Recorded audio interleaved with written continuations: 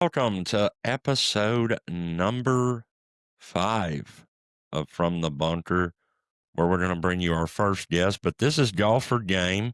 I'm here with my favorite golf buddy in the world, D's 2424. and we are coming to you live from the bunker. We're going to have our first guest on today. We'll bring him in here soon. But first, we wanted to touch on what's been going on in the world. D's, what do you got for me? Well, this week we had Callaway sells Topgolf. It might have been Yes. late last week.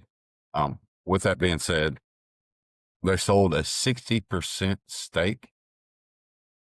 They sold it to Leonard Green and Partners for $1.1 billion. It's kind of a big deal because the valuation on that is about a 45% decrease of the time they bought it in 2020. It was about a $2 billion valuation. So Callaway decided, hey, with economies, stuff like that, a lot of people now don't go to Topgolf unless it's a corporate event. So that's just kind of where they're at. Event. Most people don't go now unless somebody else is paying for it. Let's be honest. And with that being said, they're going to take that money that they get from their 40% stake or whatever now, I'd say, and kind of reinvest it back into Callaway. I do know they're kind of making a move to go back to nothing but, focusing on their brands, which is clubs, balls, apparel. That's what they're really want. Of course, remember, Callaway Golf owns Callaway, Odyssey, Travis Matthews, and Ogio. So they own quite a bit out there anyway. But just a little move by them. And then we had a pretty big day today. A guy that you kind of like watching play some golf, Max McGreevy, played a little spoiler alert today, didn't he? He come up to second place at 22 under. And it was kind of big. Yeah, pretty good. Really good. A 63 on the final day to come up to second place. Won $763,000. Shot a 64, 67, 66, and a 63. He also kept Ricky Castillo from getting his tour card for next year. And our boy and Hodges. Our boy Joel Damon lost his too. Yeah, and Hodges. So they needed a 3-way tie for second to keep their tour cards. And old Maxie coming there and it's like, you know what? I'm not going to let these guys keep their tour cards. I'm going to take solo possession of second. And he did. Now, Hodges, don't get me wrong, Hodges was 2 back from them at third. So it was really just Castillo. But Max doing that does cut another guy out from getting a tour card, which is kind of impressive. Yep, very impressive. What a final day. Shoot a 63 on a Sunday. That's impressive. I've shot that on some Saturdays. I hadn't done it on Sunday yet. Yeah, I don't know that you've ever shot that. But anyways, the LPGA also was playing this weekend, and I brought it up on our live show that Nelly Corda on Thursday didn't play very well. She was like 1 under for the day, like tied for 30th. She put some rounds together and moved all the way up to third. She shot a 71 in round 1 on Thursday. Then round 2, a 64. Round 3, a 65. Round 4, a 68 to finish in third, winning $550,000. Second place took home $1 million. And this girl that won it, Gino Thickle from Thailand, won $4 million on the LPGA, biggest payout to first place ever on the LPGA. That's pretty cool. Pretty cool day. Nelly did shoot it pretty well. I did see updates. Didn't get to watch a lot this weekend of anything, honestly. Did a Thanksgiving dinner. Watched a Tennessee-Florida game. By the way, shout out to my Vols. First time we've won in Gainesville since 2003, which would have been Casey Clausen, I do believe, as the quarterback. So pretty good weekend for that. And little man had all his football stuff. So we got that done today. I hadn't got to watch a ton of stuff or catch up on it. So, but pretty good. Anytime you can go in there and make that. Now, with that being said, where were they playing at this weekend? Remember, let me check. They were playing in Naples, Florida, at the Turbine Golf Club. Okay, so for an example, Florida does not. So let's say somebody gets $100,000 check, because I just want people to kind of understand this a little bit. When they get $100,000 check, they're roughly only taking around about $44,000 of that. This is the only money they actually get. By the time you pay taxes, you do your federal income tax. Some states like California has a state income tax. So you have that stuff. Self-employment tax. Professional golfers always pay a self-employment tax, but there's deductions as well. But just to let you know, when you see those guys and girls that get $100,000, they're really only clearing about 40 to 45 of that. So only 40% of it. Still not going to say it's not bad money, but there's a reason these guys push to keep them tour cards, and they push like crazy to make cuts. Yeah, making the cut's where it's at. I mean, you got to make the cut to make money, and if they don't make the cut, they don't make anything. So, yeah, I mean, it's super important to make these cuts. Some of these guys make more money than guys that win a couple times a year because they make every cut consistently, finish in the top 10 a few times, and when the end of the year comes around, they wind up making as much money as somebody that won 2 events because they, made the cut in 28 out of 29 tournaments. 100%. 100%. And that's why there's been a lot of guys throughout the years that literally just made cuts and made a living off of it. Usually, if you're the cut guy, we can say, or bubble guy, you're the guy that created the bubble, you're playing on the weekends, that check is about $16,000, which is not bad money, but if you're only taking home 40% of it, it's not it's not great until you rack up 20 of them. Yeah, and not only are you only taking home 40 or 50% of it, on top of that, you're paying a caddy a base rate more if you're making money. So you're paying him a commission plus a base rate, plus you're paying for a hotel or an Airbnb, plus, food, travel. They got to pay for all that shit. Swing coach, putting coach, whatever coaches they've got, on top of a caddy. Like, I mean, they're paying out a shit ton of money too on top of, so if they make 10,000, they might barely break even. Right. Now, it's also why you see guys play a lot of tournaments. Certain guys, we don't see, the top of the leaderboard. We're not going to say they don't play a ton of tournaments, because they do. But the PGA Tour has a guarantee of $500,000 for players who play in at least 15 tournaments. So if you can go play golf for 15 times a year and get paid $500K, that's pretty dope. Yeah, I did not know that was a thing. So that's pretty cool.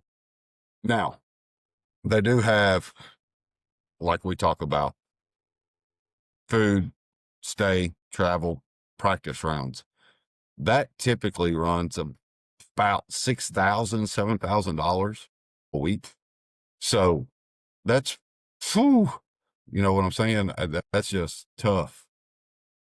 That's super tough. I mean, and it can vary depending on where they're at. I mean, if they're in Hawaii, if they're on the Hawaii swing, shit's super expensive in Hawaii. So it could be double that.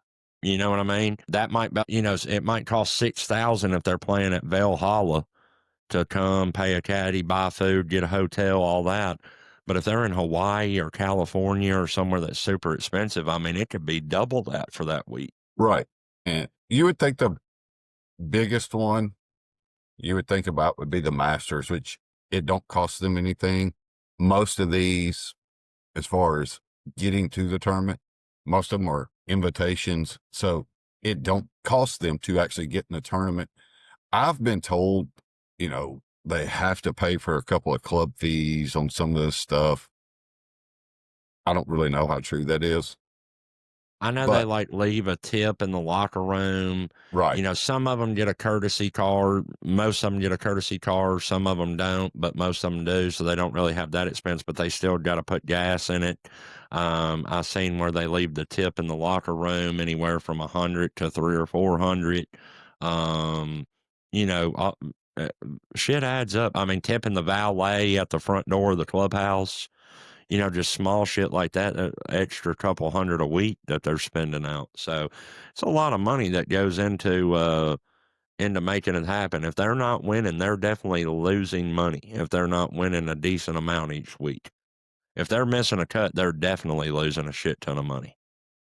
Right. And they do have the mandatory $100 annual fee for all PGA Tour members. And then you have your swing coaches, all that. And then with that, most of your players outside the top 100 end up with a net loss when they really get down to it. They end up being, a net loss. You got to think the guys also like Scotty, Rory, Tommy, these guys at the top of the standings, they've got brand deals too they're getting paid for. They're in commercials and shit. They're getting money from that as well. These guys at the bottom of the barrel they might have an endorsement deal here or there where they're making a couple thousand or a couple 10,000, but it ain't no real money like somebody's paying Scotty to do a commercial or a deal. So they kind of get the short end of the stick all the way around. Yeah. Yeah.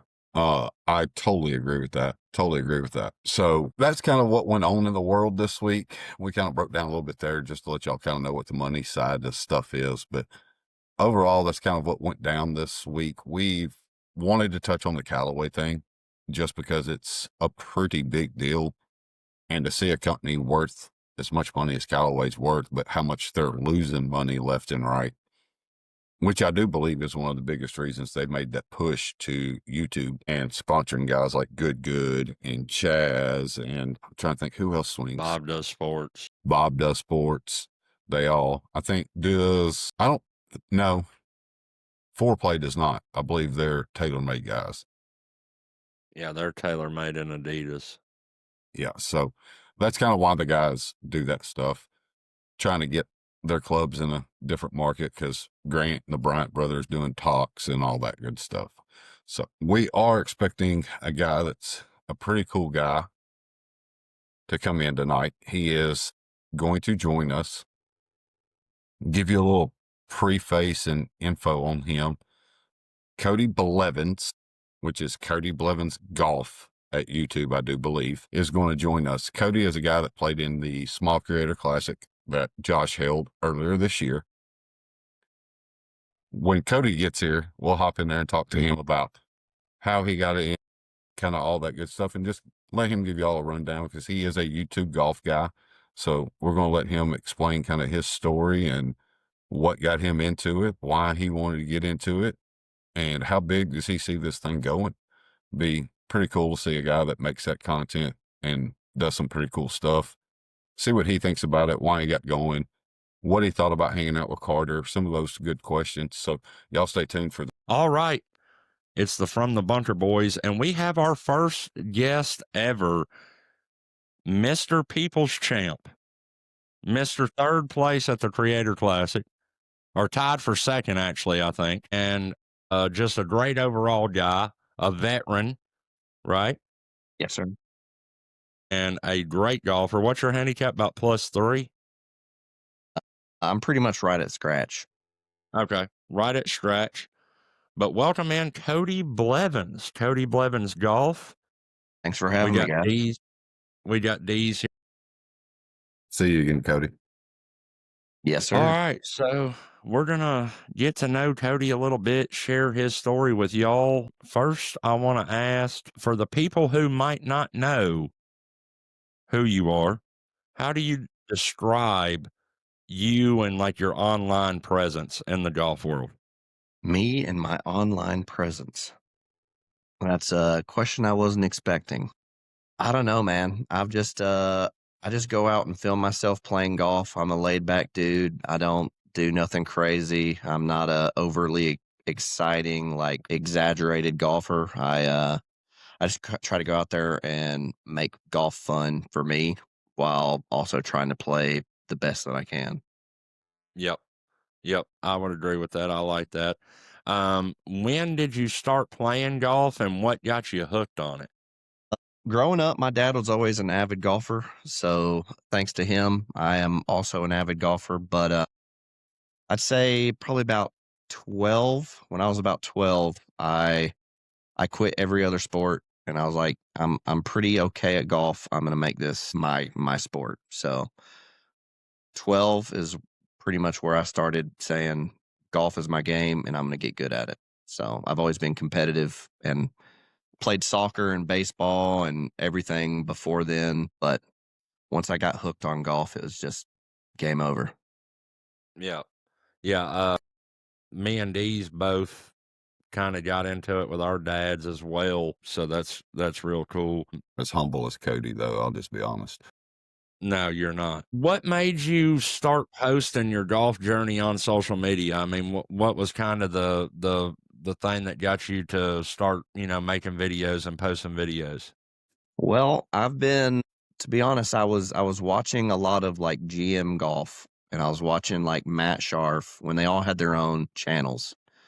And then they created Good, and I was like, "That is such a good idea." I was like, "Man, I wish I was, like, single and didn't have kids and I was younger." Like, that would have been the dream, you know? And, then I saw Rick Shields, and I was like, "He's an older dude. He's making it out there." So, I talked to my wife, and I had pursued, like, a teaching pro, like, I was trying to be the assistant pro at one of the golf courses around here, and unfortunately didn't get chosen for that.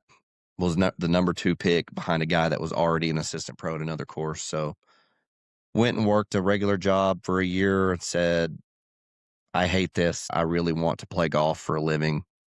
So I started posting my stuff, not making a living on golf yet, but luckily I've got a buddy that owns a company and I work for him part time and film golf the rest of my time. Absolutely awesome. Love it. Dee's? Yeah, I mean, being able to do that is, I think, everybody's dream now. We get to watching these guys on YouTube and stuff, and everybody's like, hey, let's go do this. But the big reason we had you on is you did a thing with DOD King slash, I'll call him Carter, Yes. and played in a thing called the People's Championship. With that being said, how'd you get invited to go play in that, man? So that was actually another reason why I decided to start like posting stuff. He came out to Dogwood, and I know a lot of people that work at Dogwood, um, and they're like, "Hey, we're having the DOD King come out," and I was like, "Oh, that's freaking dope!" I thought he was going to film a war against weasels, against like the head pro at the course, and lo and behold, I found out that they reached out to him and said, "Hey, do you want to come and film at our course? We'll like let you come and stay in the cabins, blah blah blah."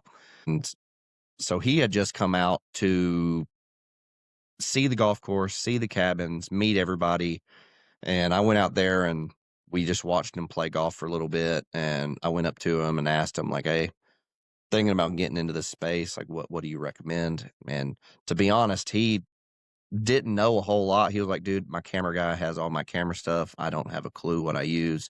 We started on a phone. So I was like, "All right, I got a phone. I can start doing this."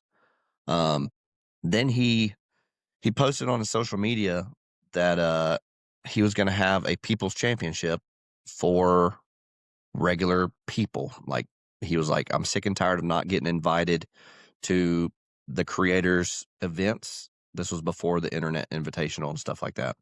He hadn't been invited to any of like the Creator Classic or anything like that. And so he was like, I'm going to host my own. I'm going to have regular Joe Schmo golfers come out and compete to play with me. And all I had to do, there's a website called tangled.com. That's what they used. You went on there, you submitted video basically saying why you thought you should be chosen. And to be honest, I didn't really send a video in to be chosen. I just started posting the videos I was already posting on TikTok and Instagram and Facebook and YouTube Shorts on Tangled and saying, DOD King, you want this swing in your video. You want this swing in your stuff. And That's right. he had his little spiel one day, was like, hey, these are the people that are invited. And I was number 3 alternate. So I wasn't even in. And I was like, dang, I really wanted to get in. That's a little strike to the ego a little bit. Yeah. And well, it was what it was, you know. I wasn't expecting to get in, but I would say probably 2 weeks before the event started, he DM'd me on Instagram and was like, hey, what's your phone number? And he texted me and said that he couldn't get a hold of the number 2 alternate, and the number 1 alternate never messaged him back. So he was like, hey, like, how far are you from Dogwood? Would you be available these dates? And I was like, I'm in. Like, if you need me to be there, I'm there. And yeah, so I got in a week before the event started, and it went from there. It was almost like it was meant to be. I always said it felt like a divine, like something caused me to get in at the last second, and then I went on and, you know, if you haven't seen it, check it out on Carter's channel, DOD King. I definitely checked it out. But like you said, being close to Dogwood, knowing some of the people at Dogwood, and then being able to do what you do part-time as a job, it was easy for you to maneuver that a little bit and be able to go over there. It definitely made it. I think if even I had been working like a full-time job, my wife probably would have been like, you just quit your job and go do it. Like, you might as well give it a shot, you know? So it's a dream that I've always had a dream of making money in the golf world. And I would absolutely love one day, if it ever happens, to eventually blow up in the golf scene and do something. Well, without a doubt. So, I mean, you get selected, you know, you're going now. He sends you a DM. What's kind of your mindset or thought process? What was your mindset? I always think I have a chance. I don't care who I'm up against. I don't care if they're a +5 on the golf course. Anything can happen, you know. And Jabo, who is in the video as well, he's a buddy of mine. We grew up together playing golf. He's a little bit older than me, and it's always been, I mean, I personally think that we're very close golf game wise. And a lot of people around here probably don't think the same. They probably think that Jabo is a better golfer than me. And that was just another thing. I wanted to prove that I had what it takes to win, you know. I get it. Josh probably thinks he's better than me. I have to beat him down every now and then just to remind him. Well, yeah, it's just I mean, it's just it's a hometown thing, man. I didn't grow up around here. I lived here for a short part of time when I was a kid, and I played golf then, and I moved back when I was in high school. And I think it's just when you're in a small town, people will always pull for who they've known the longest. And 100%. I'm around here. I'm a nobody. Like, nobody knows my name around here. It's just what it is. But I can tell you that there have been people that have come to Dogwood and asked, hey, does Cody Blevins golf play here? So that's pretty cool.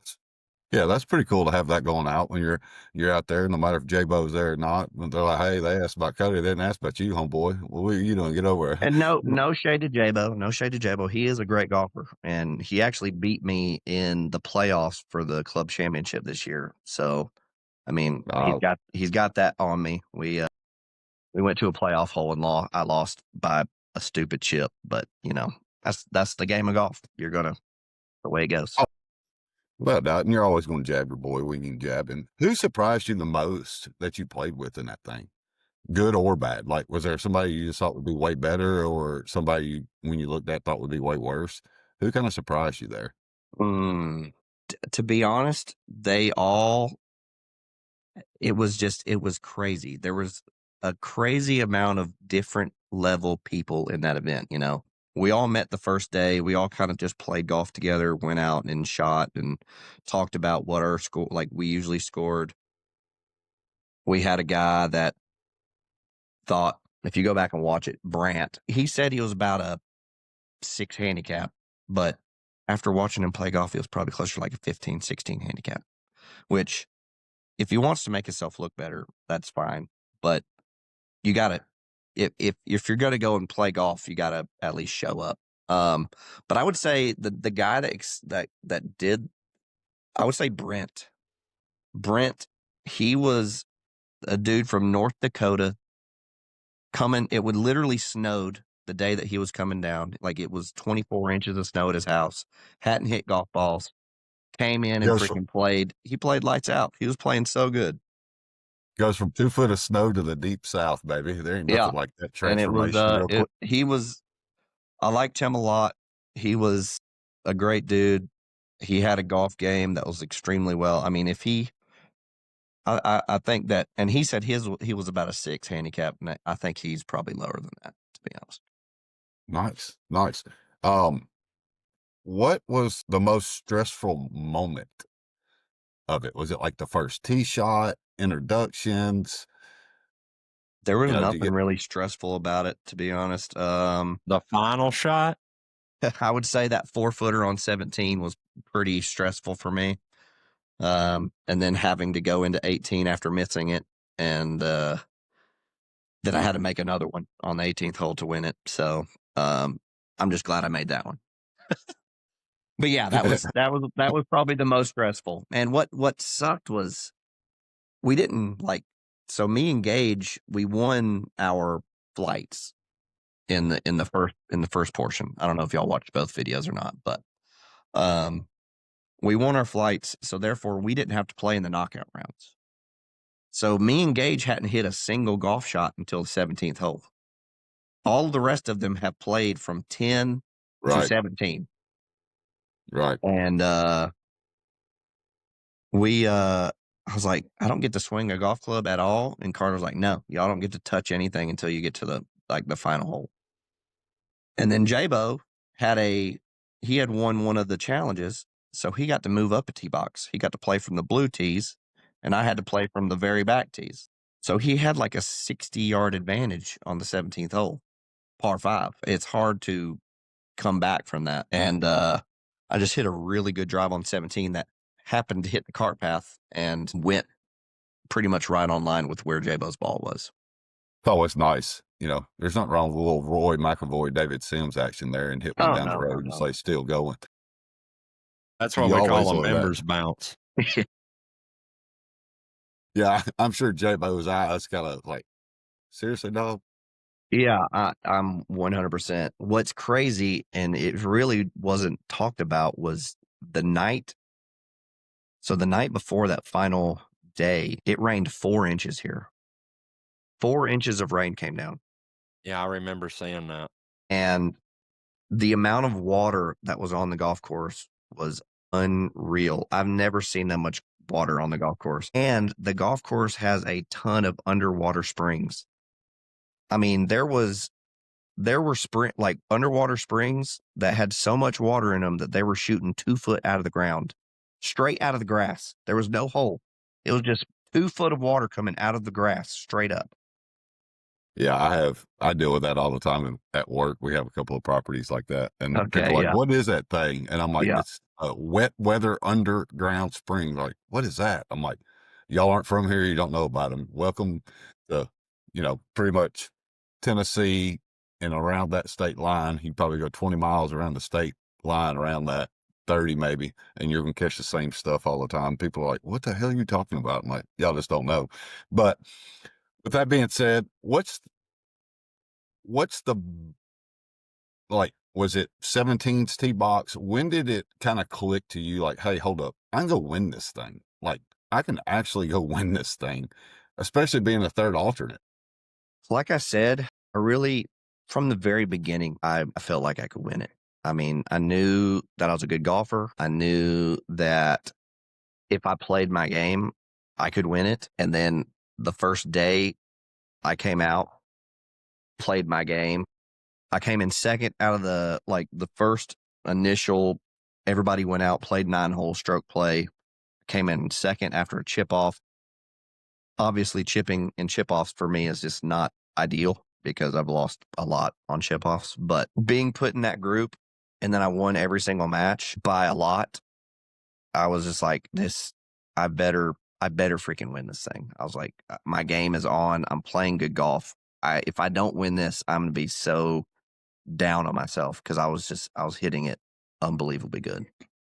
Well, So and you and Jay, I would say probably after I won my flight and I knew that I was automatically into the final 2 holes, that's when I felt like I was probably going to win it. I was like, and there's some things that kind of worked out for you and J-Bo both. I mean, it's not well, yeah. knocking anybody I at mean, all. Rocky could have easily knocked out J-Bo in the knockouts. Rocky is also a very good golfer, and shout out to him. And if y'all don't know who he is basically one of the co-owners of the Golf Fathers on YouTube. They've got about 60,000 followers or subscribers. So Rocky GF Golfs on Instagram, and then their YouTube is obviously the Golf Fathers. But yeah, he's a good golfer. He's gotten way better since even that tournament. So he was a contender for sure. I felt like it was between me, Rocky, and J-Bo, to be honest. And you and J-Bo, kind of playing at your home course there. Yeah, that definitely having a home course advantage helped. Right. 100%. A little more comfortable, not having to worry about some stuff, makes you a little more comfortable there. Did y'all have any like behind the scenes moments that, when you go back and watch it, you're like, man, they didn't get this or anything like that that were really good? Or Oh yes, dude. There was Carter punched so much that anybody or happened behind the anything? scenes that didn't make it on just because Carter, he really didn't. It was more like a proof of concept idea. He had Tangled behind him as his main sponsor. He had Mizuno sponsor one of the parts because he's a Mizuno guy, and he had another company. Bucket Golf was another company that like donated some money towards like hosting it, and then obviously Dogwood let him come out and film everything for free and let us stay in the cabins for free. He only had 2 camera people, so I mean for production wise, when you've got that many people and you've only got 2 camera guys, you're not going to get. I mean, it's not going to be an internet invitational type deal, like where they had 1 camera guy per group, per 2 people, blah blah blah.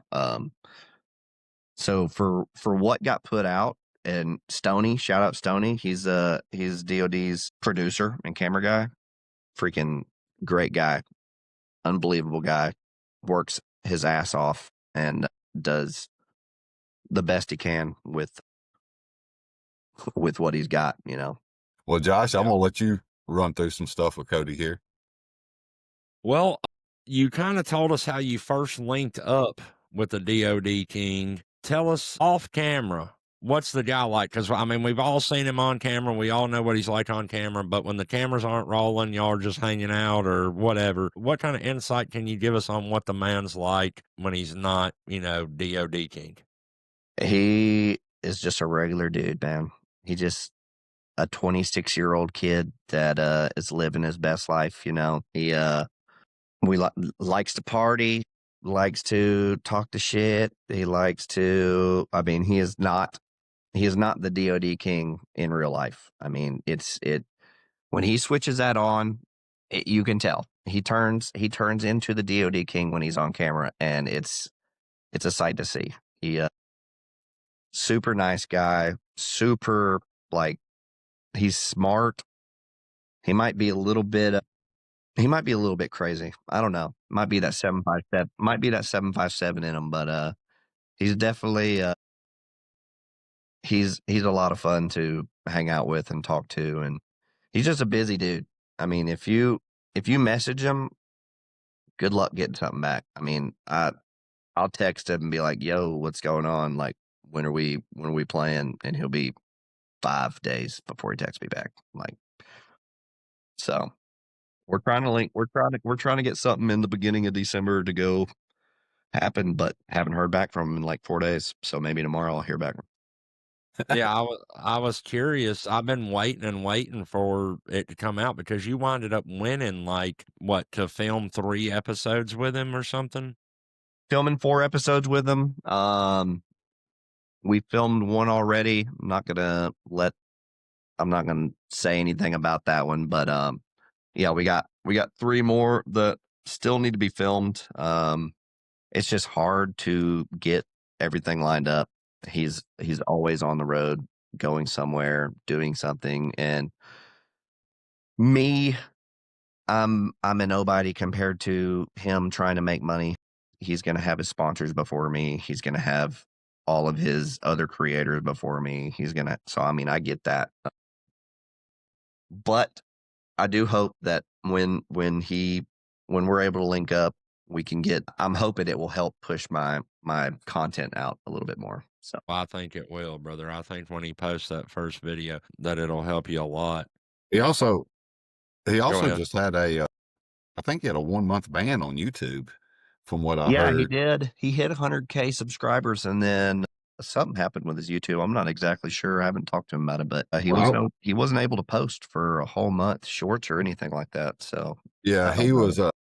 he was on Short Games podcast, and they asked him about it, and evidently somebody said some vulgar language in a comment, and he said, "You are a cheese-eating weasel," and YouTube flagged him for it. And he's like, I called my YouTube guy, like, "Hey, I can't post." And I'm like, "Yeah, you got flagged. Let me look into it." And he's like, "So the dude can cuss and he don't have nothing happen? I call him a cheese-eating weasel and I get flagged," and he couldn't post for a month. I thought it was pretty funny. Yeah, I seen that. I seen that, but I was gonna say I was wondering if YouTube got upset with him because he DOD'd his 100,000 subscriber plaque. yeah. I mean, people light those on fire all the time and break them. I mean, he's been killing it. He hit 100K, and I Yeah. think he's already at like 110K now. So it's been growing like wildfire. And if y'all haven't watched his recent last 2 War Gets Weasels, they are probably some of the best content they put out so far. So Yeah, Yeah, I I watched him heard the other great. day. yeah, there was Dee's that was telling me they were really good. And you kind of hinted to this, but what would you say is something that people misunderstand about him from what they see in his content to what you know of him as a person? What do you think, something people misunderstand about Carter? I think people probably think that he's like an arrogant asshole, but in reality, he's just delusionally confident, like his Instagram account.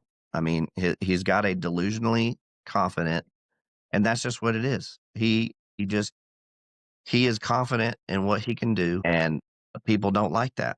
So, um, but that's what makes him the DOD King. He you either like him or don't, but his haters are what has made him famous. Yeah, absolutely. The last thing I'll ask you before I shoot it back over to Dee's is what do you think was the funniest moment that you've seen, either from him or during the People's Championship? What's the funniest story that you can share with us from your time with everybody? Funniest time, probably or the probably the between Max and Gage. They absolutely did not get along, and they were hilarious. I mean, at the end, they shook hands. They're great. They're great dudes now. I mean, I think Max even sold his putter to Gage, but they. I mean, Gage was hilarious. Everybody wanted him out day one. I mean, I think he wanted to be the DOD King. He had the same energy. Everybody was like, we got to get this dude out like today. He's got to be gone. And it was just so funny that he won his matches and automatically was in at the final. I was like, That is so good for just the content. And then him with his slow claps with Mac, those dude, none of that that was not scripted. That was just straight up him pulling that out of his butt, and we all were dying laughing when that happened. We were that's probably the funniest thing that happened. That is funny, the slow collapse. Deez, I'm gonna pass it over. Well, Cody, it's not like we don't know you. We kind of know you, watch a lot of your stuff, see a lot of your stuff. But out of what you've been doing right now, you've been doing some different challenges and stuff. But what do you think is the strongest part of your game right now? Even though you've been doing mostly challenges and stuff on YouTube. It's an 8-iron. The strengths of my game, I would say probably my mental, probably driver. Those two things. Yeah, guys, Cody thinks his way around the golf course. There ain't no doubt about that. I keep trying to get Josh on that. I rarely don't hit my driver well. And then on top of that, when I'm Me either, since I started using Flight Fix. Is that a golf ball that goes straight? No, that is that Grease. shit you put on your driver head like chapstick to take the spin off of it, because I have a real bad slice or hook. Yeah. And so honestly, when I first seen it, I got a collab invite on TikTok, and when I first seen it, I was like, there is no way this shit works. And so I was like, but screw it, I'll take it. So I accepted the collab invite. They sent it, went and played around, put it on there, and I'm to make the video, and I'm like, there's no way this is gonna work. Hit every drive straight as an arrow. I mean, it was nuts. Yeah, that. Have you seen the movie Dead Solid Perfect with Randy Quaid in it? I have not. You'll have to look it up on YouTube, I believe, to watch it. But it's a golf movie. It's one of my favorite golf movies of all time. And Josh is like, this shit. I was like, that's the grease, homie, because it refers to this. He's a touring pro and he goes and plays, other people and stuff. I'm like, that's the grease, and that shit works. It's like, it will work for you, I promise. Oh yeah. Yeah. I mean, it pretty much just makes it so your club face doesn't put spin on the ball. It's just going to go wherever your face is pointing, pretty much. If he could aim, he'd be dangerous. Yeah, absolutely. I mean, listen, if we were going to play for money, or if I'm playing in an actual tournament, I'm not going to put it on. But when I'm a 20 handicap, bro, like I suck. Whenever I go out there, if it helps me work on my game a little bit, hitting some more fairways, I'm going to do it. I just wanted to put that in there as a kind of like a, what do they call those? Disclaimer. There you go. So what was the question that I was answering? I can't even remember now. Strongest part of your game, and it's your mental game. I mean, you think around a golf mental, course. driver, You do hit those two things. Yeah. When I don't you hit it well get overly. I usually don't get overly mad on the golf course. I say, you know what, just hit a better shot next time. And I realize that golf is supposed to be fun. It's not I'm going to keep living. There's going to be tomorrow. You just never know what's going to happen. So. What's the most frustrating part right now of your game besides doing the challenges you're doing? Right now, I would say probably my approach shots. I've been working on them a lot, but they're killing me, man. When you hit your driver so good and then you can't hit it within 20 feet from 100 yards, it is so annoying. So that's probably the downside of my game right now. I was going to ask you, but I know what you're doing. So, guys, if you don't know what's going on, Cody he does some challenges and stuff on his page. I was going to ask, if there was one club you could swing, what would it be? But I do know you're doing a one club only challenge, and I believe it's with an 8-iron. So I'm going to say it's probably an 8-iron. Sorry, I didn't hear the beginning part of the question. What'd you say again? No, that's my bad. I cut my mic off. That's my bad. It wasn't you. What's the most, like, if you have one club to play out of your bag and that's all you could swing, what are you hitting? Yeah, it'd probably be between my 8-iron or my 7-iron. Probably 8-iron just because it has more loft and I can still hit it about. Today, when I was knocking it down, I was hitting it about 200 yards. So I'll take that. Yeah, I'd take that too. And that's not, I mean, that's me hooding it down, like trying to beat it as hard as I can. So, yeah. What is the best golf shot you've ever hit on or off camera? Probably my hole in one when I was 16. I don't think it gets better than that, Cody. I've only had one hole in one, and it was a long time ago, and I'll remember it forever. It's like a 7-iron from like 162, and I took one hop and went in the hole. So Well, if I get one before Josh, he has to play in a crop top like Winnie the Pooh. So we're hoping that happens. If I pretty get quick. one before him, he's got to play in a skirt. well, hopefully y'all get a hole in one this weekend or on Friday. Yeah, facts. With that, what's the one shot, like just one shot on video or off, that was the worst shot you hit, could be a viral moment? Like, do we catch a tree and come back and catch ourselves, hit your buddy in the golf cart? The worst shot I've hit on camera. On camera? Like On or off camera. It don't matter. on or off. off camera. Just a little viral clip of a bad shot. Not that you hit a lot of those. I did see Max Homa the other day on the range. Did y'all see that? Swings and literally just shanked one off the hosel. I would say probably I had a round when I was living in Oklahoma where if I wasn't puring it, I was shanking it. So it was a weird day. I think I ended up shooting like 85 that day, but it was just if it wasn't dead in the center of the iron, it was going 40 yards and 100 yards right. So it was probably that day. I hit a lot of those that day, probably 15 of But those are always fun rounds too. Like, hey, what Yeah. can I do to get better? When I hit it well, it's great. But if I slightly miss, it's them things going 55 Yeah. yards the other way. It was that was a painful day, but there could have been a lot of viral moments if I'd been filming that. I was playing one day with a buddy of ours I used to play with quite a bit, and he got into it in the middle of the round, shanked every wedge he touched. And he finally looked at me and he goes, "How did I hit everything else pure?" But I said, "Well, just quit hitting it. Don't hit a wedge." And he goes, Yeah. "What am I going to do?" I said, "I guess fucking putt or hit a 9-iron choke down. I don't know, but I wouldn't swing a wedge. I'll tell you that." Crazy. Yeah, crazy How it moment. goes though. What's the one thing you think that golf content creators do not talk enough about? Give us the down and dirty, something that don't get everybody thinks it's all the glamorous stuff. What's something that might not be as glamorous that people don't really tell you about? The amount of time that it takes to edit, produce, and post long form videos. And it's Totally agree with that.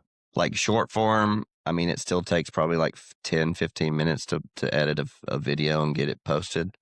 But dude, when I do 4-man freaking 18 hole rounds on my YouTube and I'm editing them myself, I don't have the money to pay somebody else to edit my crap. It is unbelievable how much time it takes. I mean, it's basically like working a full-time job on top of a full-time job to get it ready.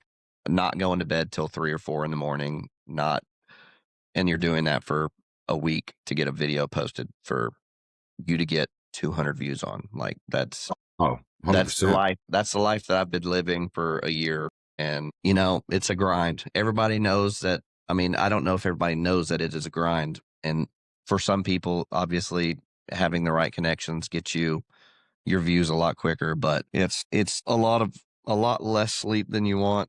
And it's a lot of putting in hours that you don't expect to put in to Yeah. make No, I quality. mean, yeah, 100%. And I kind of, the Internet Invitational, I listen to all the guys like everybody else do. And Riggs said the first edit of the first episode the episode was 9 hours long off the original edit. And I'm like, well, how long would it have been if you just threw it all together and didn't cut out that's a ton, because I know that. And to even get Yeah. it from 9 down to the 3 hours or whatever it was, it takes a lot of work. I mean, they played that thing in June or July, and they just now put it out in November. Yeah, they So that filmed it. tells you, They filmed it on like the 10th and 11th or 12th of August.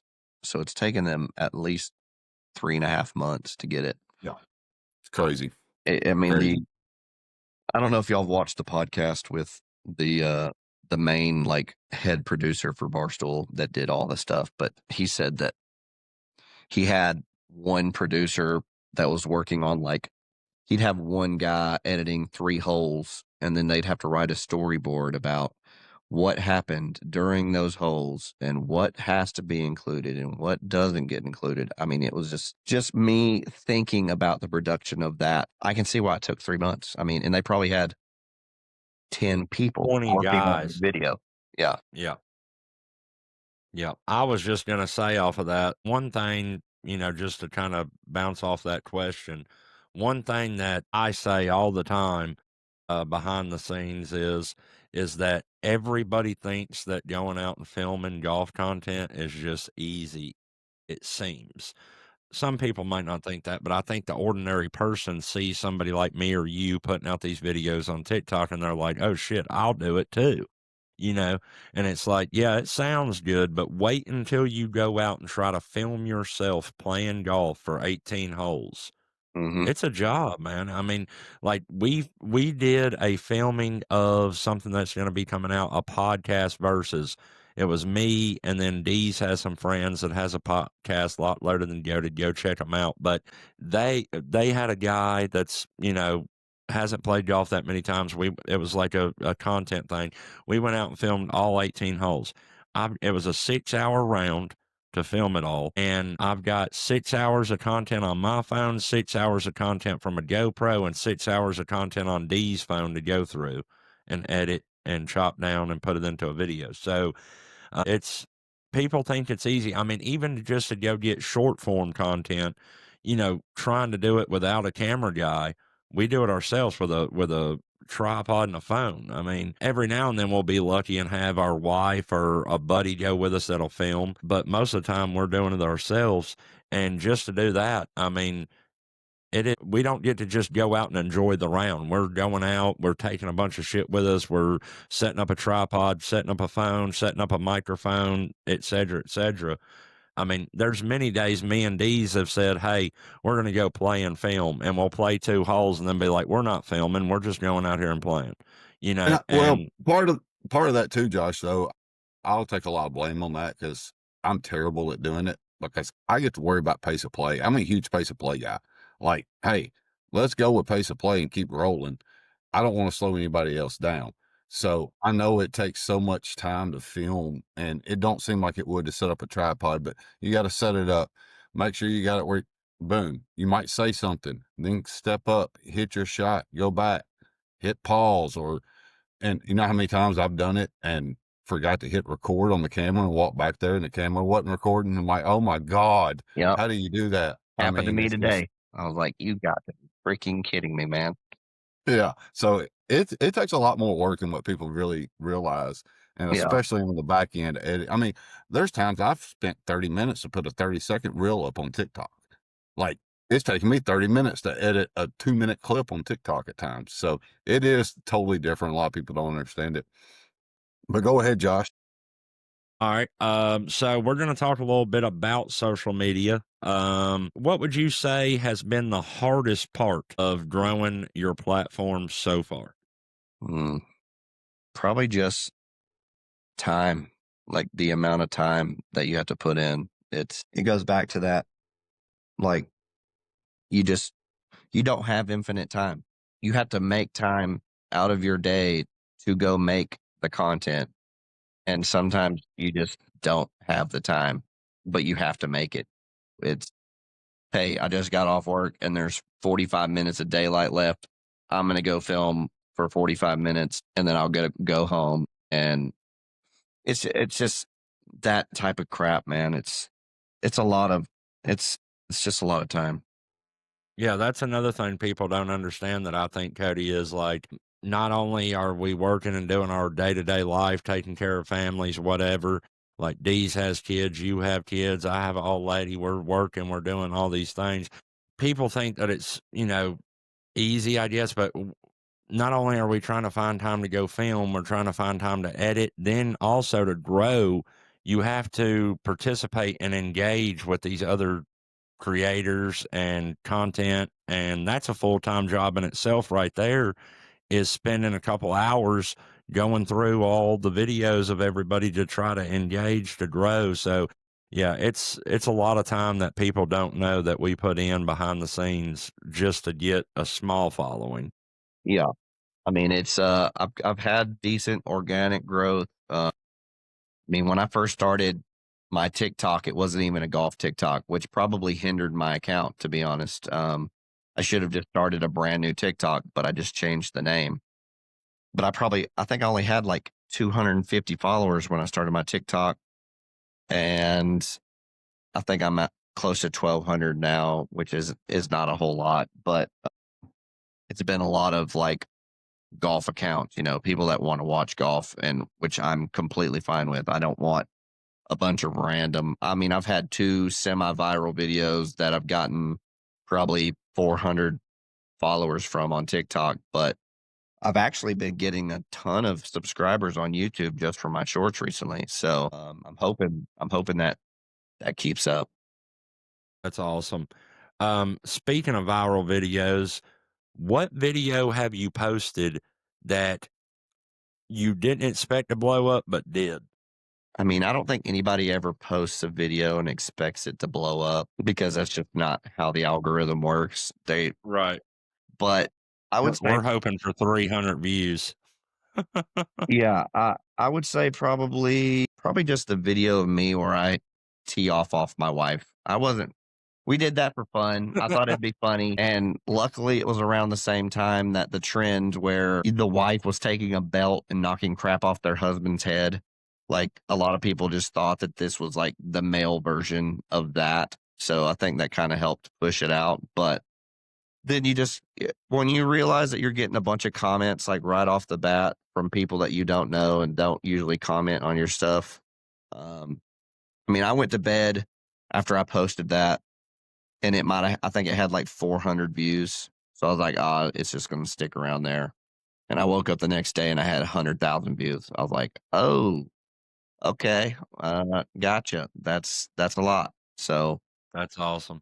yeah, that was pretty cool. And I mean, it probably took me 2 hours to go through there and respond to everybody's comments and like it. And yeah, I mean, that right back there, it goes back to time. Like, you're nonstop.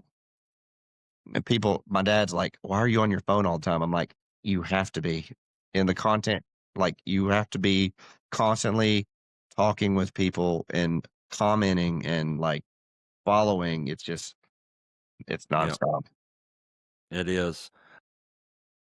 What's your big goal over the next year with the Big content? goal. I'd like to have some collaborations with some bigger like golfers. I'd like to play a match versus like I'd love to play a match versus Micah Morris. I want to play a match versus like Busta or Mad Jack. I mean, either one of those would be great. And then I want to hit 1,000. I want to hit 1,000 subscribers on YouTube by the end of next year. That's my main goal. Like, right now I'm at 250, and I think I can get there with the way that I've been growing for the last like 2 months. So, and then I also want to be posting. I want to post at least a full length video once if it not every 1 week, every 1.5 weeks, like 3 full length videos a month is what I'm planning to do. Yep. Dees? I mean, he's not far from Wesley and George. He could go hit the Bryant Bros up, or they can hit him up. He ain't far from them. Yeah, There and you go. that's For sure. probably one of the down like the reason that I'm not a guy I hate to intrude on people. Like, I'm not the type of guy that's going to go out and be like, "Hey man, please play a match with me." I won't do it. I will not do that. Yeah, I'm not begging for anybody to play golf with me. If they want to play golf with me, they will. I'm not begging for people to give me anything. I'm just going to work until one day it happens. One day somebody reaches out. One day somebody is like, "Hey man, come out and play." And that'll be the day that it happens. But it's just, for me, it doesn't seem maybe when I hit 1,000 subscribers, I'll feel a little different about it and be like, hey, maybe I should reach out to these people and be like, hey, would you be willing to play a match? Right now, I'm just like, I don't feel like I'm big enough. I don't feel like I'm to the point where I want to be like, hey, dude, let's definitely film a video together. It's not who I am as a person. I'm not going to beg for anything.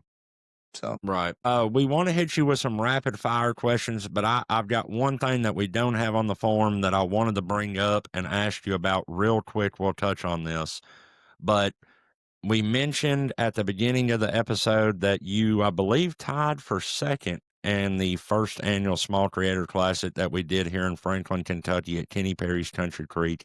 And that's how me and you met.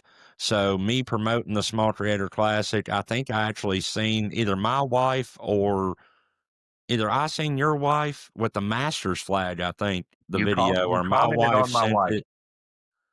Yep. I commented on her post and she sent me to you, and that's how we linked up and we got you in the classic. Just real quick, thoughts on that, how you liked it, and are you looking forward to come back to play in the second annual? It was, dude, it was like a no brainer. Whenever you commented on her thing, she was like, hey, you should go follow my husband. Came over, you followed, you commented on one of my things. And you came over, you commented on one of my things, and I went to your profile and I saw that you had posted about a small creator classic. I was like, bro, that would be so much fun. So pretty sure I messaged you that night and you're like, yeah, I got a couple spots open, and I signed up right then and there because it was like 3 hours from my house. So the wife was good with it. And yeah, it was a whole lot of fun. A lot of cool people there. Obviously, some drama happened, but we're past that now. So it's Well, not quite. I got a 5-page letter in the mail yesterday from a lawyer. well, he's not giving it up. Welcome to From the Bunker. Yeah.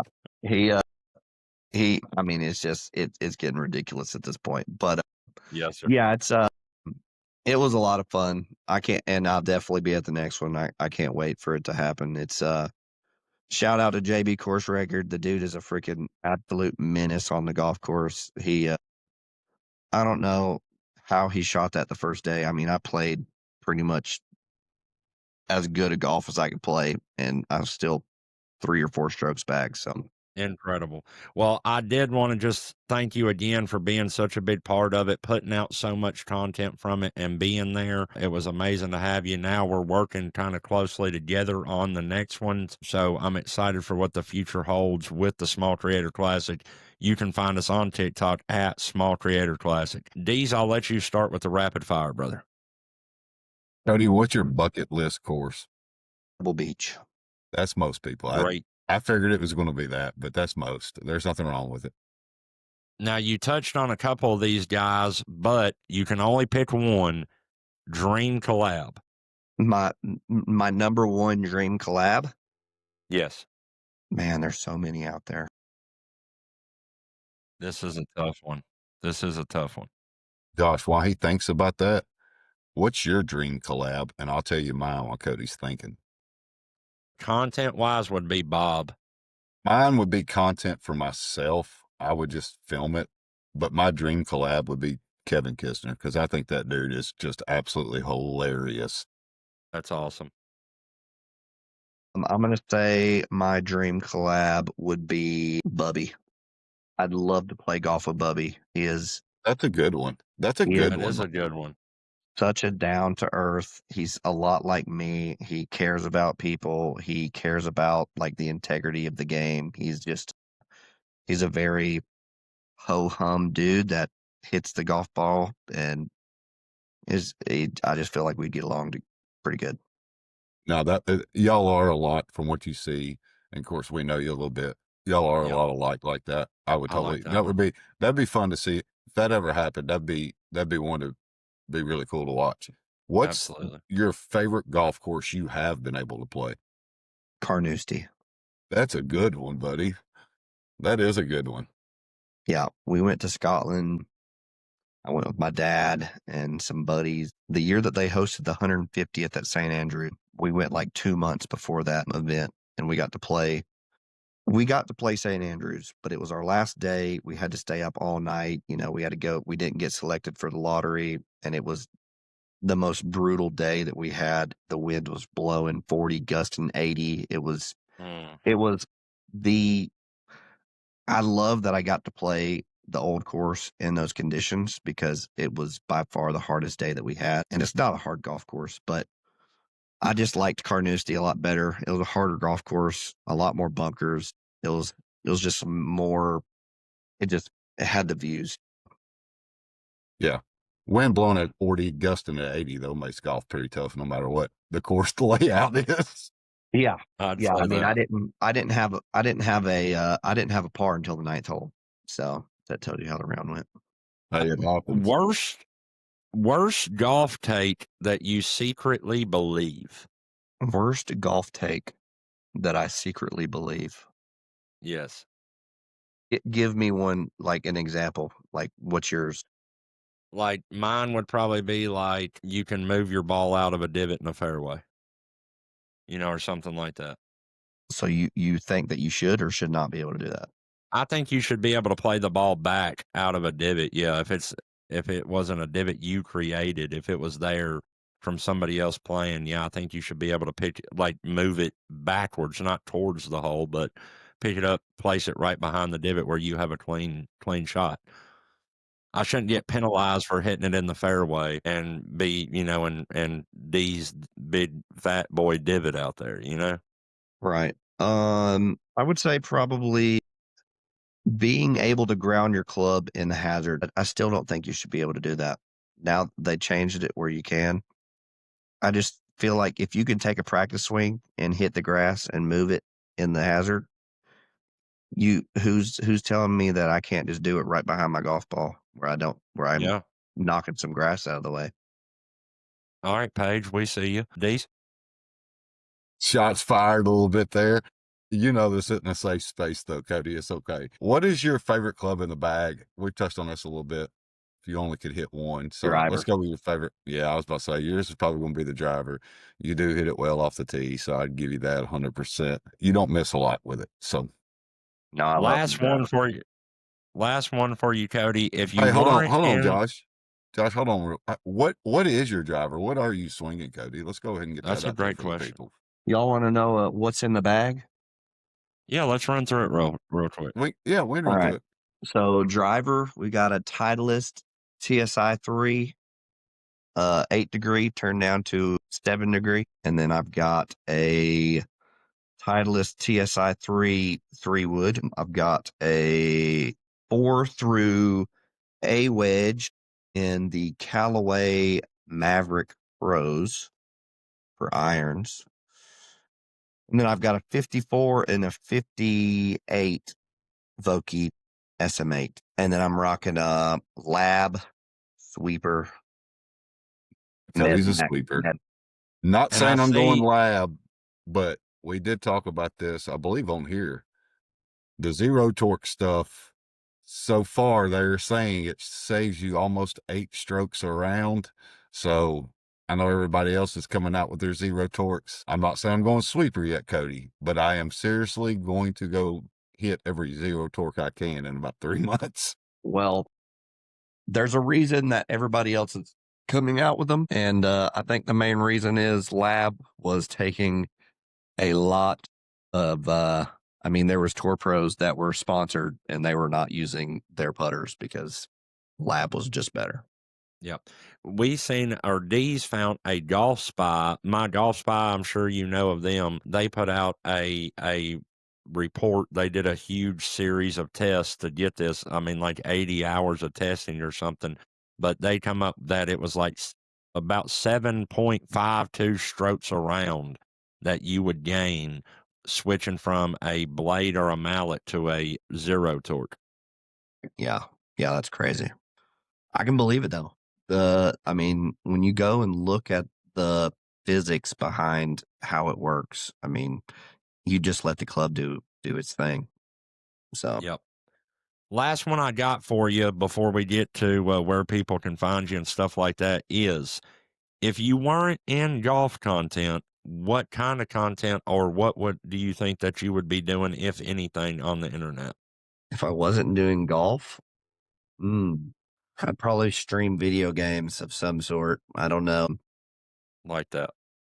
I mean, I don't get to play a whole lot of video games anymore just because I'm always, if I'm down here on my computer, I'm working on a video. But yeah, I'd say video games probably. I was always a video game nerd growing up. I played video games forever, so probably something in that realm, I would say. I like that a lot. Tell us where people can get at Cody Blevins. So I am on TikTok, Cody Blevins Golf. I am on YouTube, Cody Blevins Golf. Instagram, Cody Blevins Golf. And Facebook, it would be Cody Blevins, but I believe there is I should have like a little parentheses on the Facebook that says Cody Blevins Golf. And then I'm also on Tangled,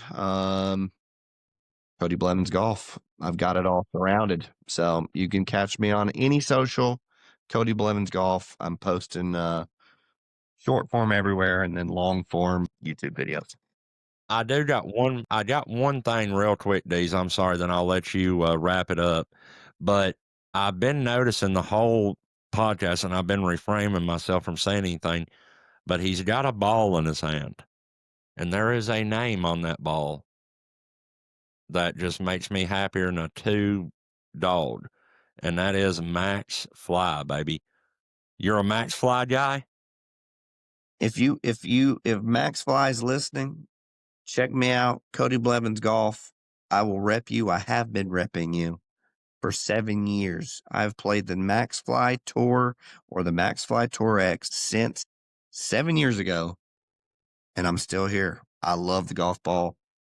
I mean, it's so good. I mean, it's one of the only golf balls that I can hit a full wedge shot, and it's just the cover doesn't get destroyed.